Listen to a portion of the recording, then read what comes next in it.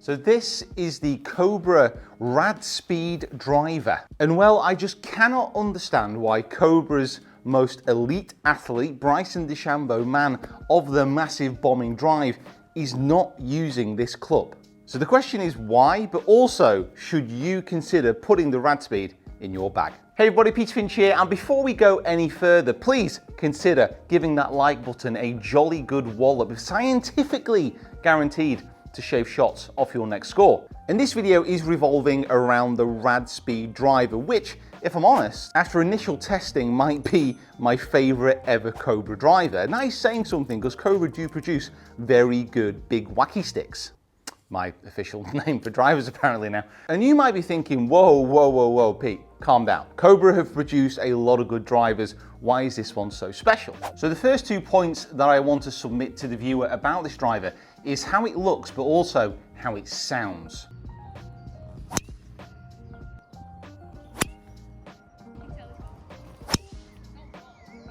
It's just really, really nice. When you look down on the crown of this golf club, it's okay. There's a few nubbins on there to help airflow, and it's got a very similar detail on the top of the driver as some others that I've actually tested recently. You know, it looks okay, but the way that it sits behind the ball, that is the key to why I think this driver just looks so good. Because when this driver is behind the ball on the teeing ground, it sits very, very square. There's no ambiguity about it. You're not looking down at it thinking, is that bit closed? Is that bit open? It's just boom, down, straight. So it's got the looks and it's got the sound. So that's a tick in my book so far. There's also the way that Cobra make their technology that they put into the drivers so visible. Alongside TaylorMade, I think they probably do the best job of this out of all the manufacturers. It's a real skill to be able to cram this much into a club head and still make it look appealing to the eye when down at address. I know the name's a little bit naff, so Radspeed, it's rad, man. Feels very kind of 90s LA.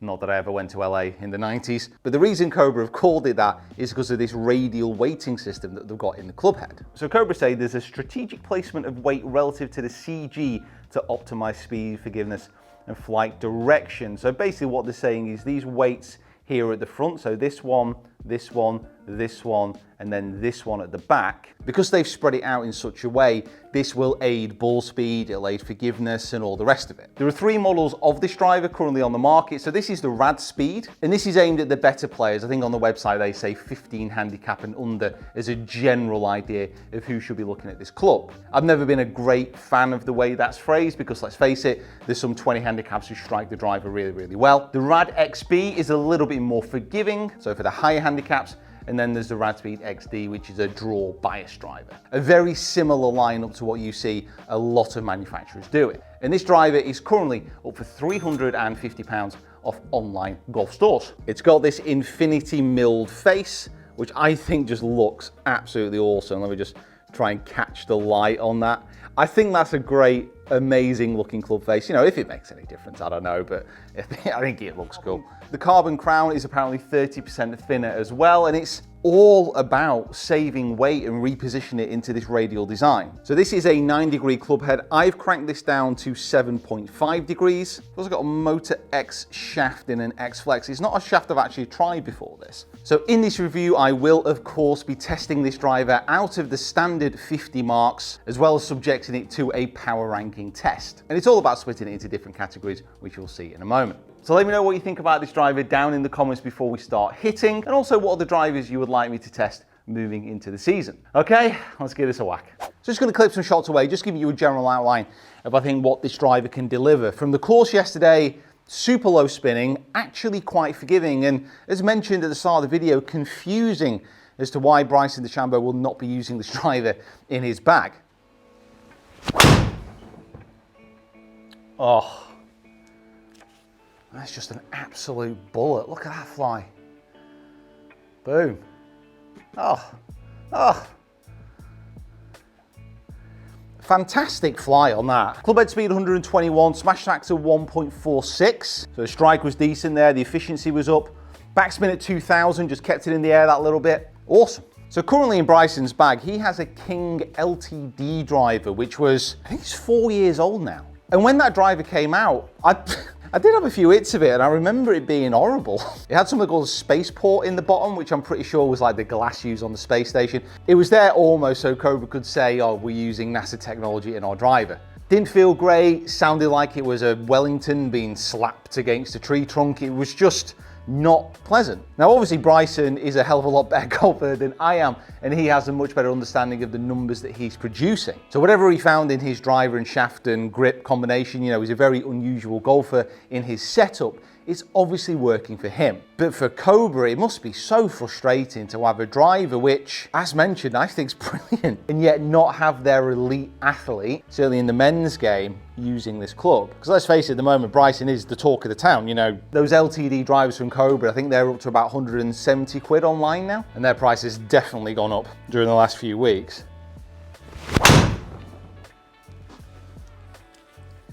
I was in a bit of a draw with this yesterday as well. Obviously that's more to do with the club than me. So that was a little bit more towards the toe, and the backspin dropped, so 1,561. Now that is something you will tend to see with most drivers. When it starts to creep over towards that toe direction, it is going to knock the spin off. However, on the few occasions yesterday when I did strike it out the toe, on the few occasions, the ball actually kept in the air a lot longer than I thought it would do. So again, another big plus mark.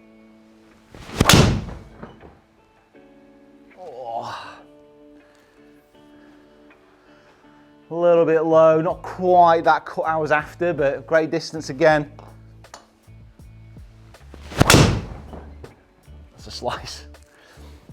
So maybe, and on the course again, that was something which I did struggle with a little bit, just getting a bit of shape from left to right. Now that's my normal stock shot, and it might just be the way that my swing is going at the moment. Maybe not quite as workable as some other drivers I've tried recently, but I think that's more to do with the fact this driver just kind of goes a bit straighter than I'm used to seeing. Obviously, unless you slice it. So let's have one more, and then we'll get into the testing. I mean, that's that high toey one, but look how long that stayed in the air. That's great.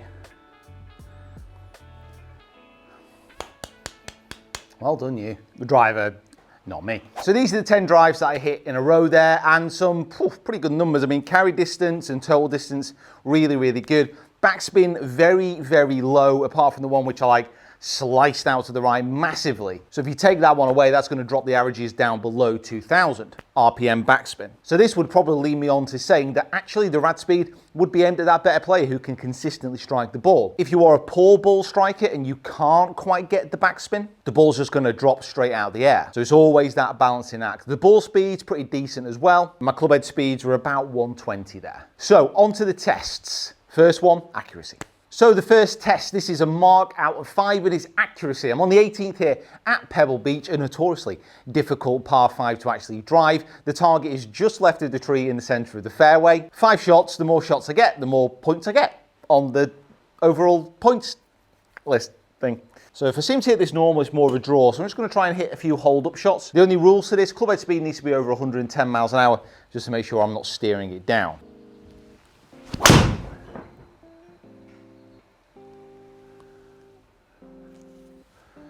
All right, 1 out of 1, a few more of those, I think. So carry 287 just to make my ball speed was up. Club speed was up, sorry, 117. Very respectable. So just a few more of those, just a tiny fade feeling, I guess. Cut it a little bit more, but I think that should be fine. Yeah, that's 2. Well, that's a toey one. Not struck that well. That ain't gonna get lucky. In the ocean. There we go. Oh no! Oh, it started so well. Ah, damn. No, ah. Cobra, I'm really, really sorry. You deserved a lot better than that. That was 3 just bad swings in a row. Ah, damn, that's annoying that. So the distance test is pretty simple. I have 5 swings again, mark out of 5. It's got to carry over 300 yards to count, and it's got to stay within the bounds on the 18th at St Andrews, which is the widest fairway in golf. Now, if I get some good strikes on this, it shouldn't be any issue. And I can maybe crank the loft up a little bit. I'm going to leave it as it's set, just so it's a fair comparison with the balls I've hit so far. But the trajectory on this driver is so penetrating.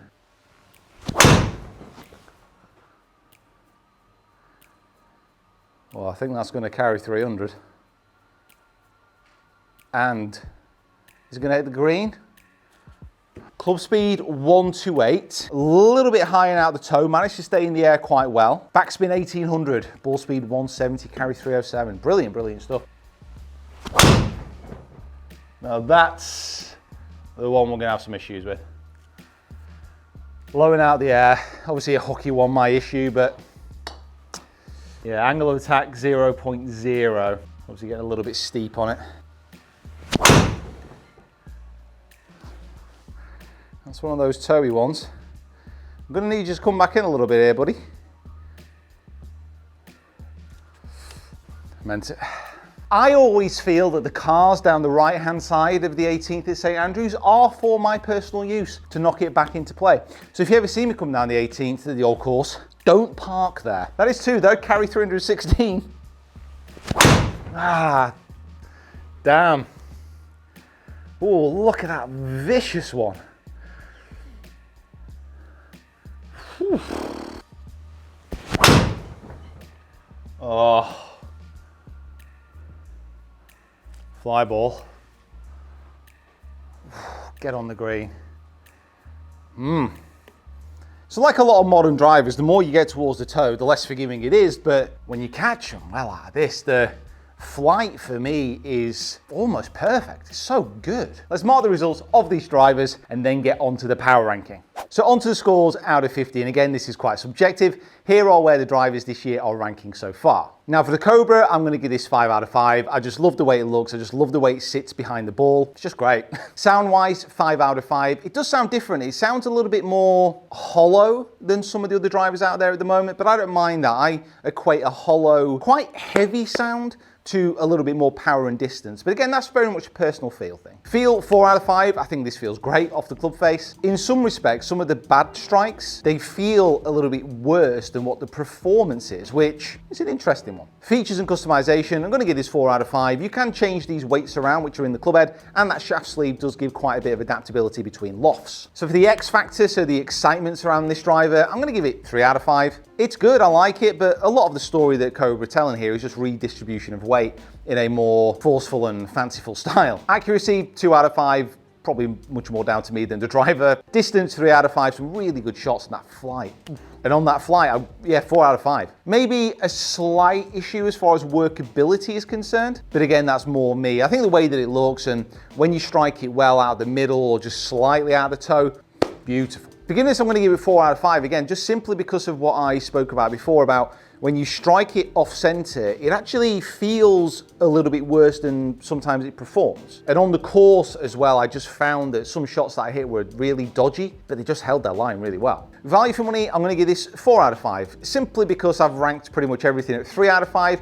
And this one just comes in slightly cheaper. And here we have the final score. And that represents the highest score this year. And I think overall, that's probably, for me, a driver that will appeal to the most people that I've tested this year as well. I think he's definitely aimed at a better ball striker. And obviously the Radspeed range does have some more forgiving clubs there as well. But overall, very, very impressed. Okay, let's get on to the power ranking, try and hit it as hard as possible and see where it ends up. As well as doing my standard reviews of drivers and golf clubs this year, I'm also doing the power ranking, which is a board where I get 10 shots at the end of the review to just try and hammer this driver as far as possible. It then gets a rank on the power ranking, and we're just going to see which one comes out on top at the end of the year. It's very subjective, it's just for a bit of fun. It's also a test to see how quickly I can move these clubs as well. I think if I catch one of these, this has got a huge chance of getting to the top and displacing the Sim 2. Okay, 10 shots. Oh, here we go.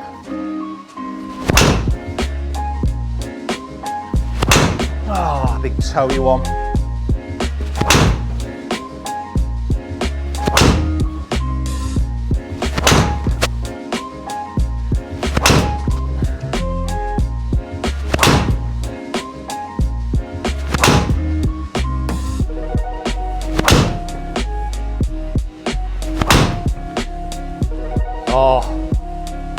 Go on then.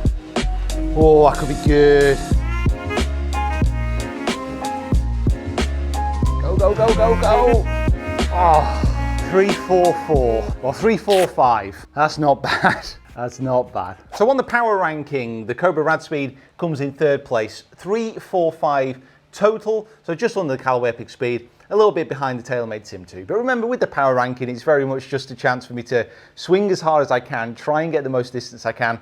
And on that particular hole, it's very tough to get these huge distances. And obviously with the TaylorMade, which is leading, that is the 6-degree head as well. So the power ranking is all about just testing the drivers, which I get through to the maximum of their capability. So it's not about like sticking the same loft and the same shaft and everything. You know, I'm not a robot. I want to test out these different shafts, these different lofts. I want to see what is the maximum I can get out of that particular club. And this will be updated throughout the year as well. So guys, just want to say a massive thank you for watching. If you haven't already, please subscribe to the channel. Get down to those comments below, let me know what you think about that Radspeed as well. Okay, huge thank you once more, and we'll see you down here next time.